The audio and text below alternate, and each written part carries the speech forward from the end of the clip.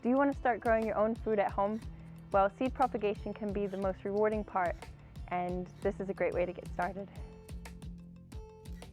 The easiest way to propagate at home is to use a hygiene tray and a cold frame. Cold frames can be made from upcycled timber and old window frames, so they're super cheap and easy to install at home. Add a layer of good quality seed raising mix to your hygiene tray, and then sprinkle the seeds like you're simulating the wind, and then cover with another layer of seed raising mix. Finally, you water it in. The hygiene tray allows for the highest strike rate or germination rate because it has lots of holes in the bottom, and this allows for airflow to come through, and this is what enables the seeds to grow. Once your seeds have germinated after about 2 weeks, you can prick them out and pot them up into the next size cell. If you'd like to learn more about growing your own food at home, then come visit the Taranaki Sustainable Backyards trail this spring.